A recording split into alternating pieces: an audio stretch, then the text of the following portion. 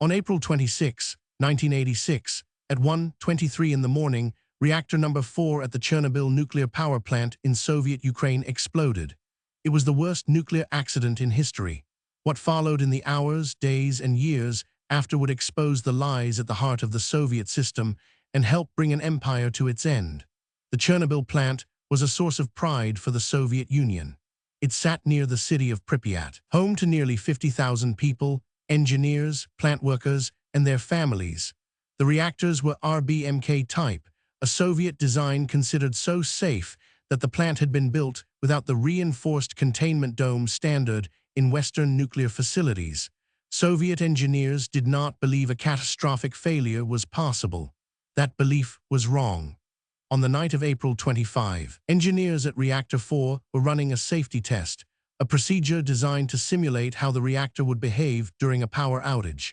The test had been delayed repeatedly and was being conducted by a night shift crew not fully briefed on the protocol. A series of decisions, reducing power too far, withdrawing too many control rods, disabling automatic safety systems, pushed the reactor into an unstable state. At 1:23 a.m., two explosions blew the roof off the reactor building and sent a plume of radioactive material into the atmosphere. The explosion was not nuclear in the strict sense, but it ruptured the core and ignited the graphite moderator, which burned for 10 days, releasing radiation equivalent to 400 times the bomb dropped on Hiroshima.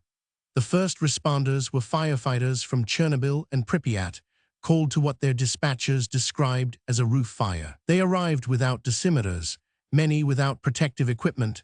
They fought the blaze not knowing what they were walking into. Several collapsed on the spot. Within weeks, 28 first responders were dead from acute radiation syndrome. They are counted among the first casualties of a disaster the Soviet state would spend days trying to conceal. The cover-up began immediately. Plant director Viktor Brukhanov sent a report to Moscow that drastically underestimated the radiation levels. Soviet officials refused to acknowledge the scale of the accident. Pripyat was not evacuated until 36 hours after the explosion, long after many residents had been exposed to dangerous doses.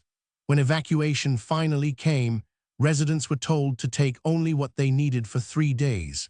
Most never returned. The city of Pripyat was abandoned to the exclusion zone, where it remains today, a ghost town swallowed by forest, its apartment blocks and fairground preserved in decay. The Soviet Union eventually acknowledged the accident, but controlled every piece of information that reached the public. Mikhail Gorbachev, who had come to power the previous year promising a policy of glasnost, openness, faced his first test of credibility. His initial response was silence. As the scale of the disaster became impossible to hide, Gorbachev later said that Chernobyl was the real cause of the collapse of the Soviet Union, that it exposed the gap between official Soviet truth and reality in a way that nothing else had. The liquidators, the 600,000 workers brought in to contain the disaster, build the concrete sarcophagus over the reactor, and clean the contaminated zone, worked in conditions of poor information and inadequate protection. Many received doses far above safe limits.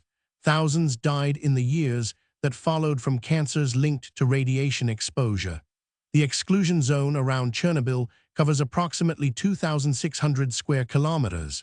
Within it, the town of Pripyat stands frozen in 1986.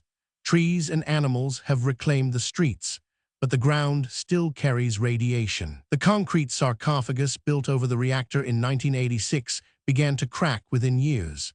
In 2016, a massive steel arch, the new safe confinement, was slid over the reactor at a cost of €1.5 billion, designed to contain the site for another 100 years.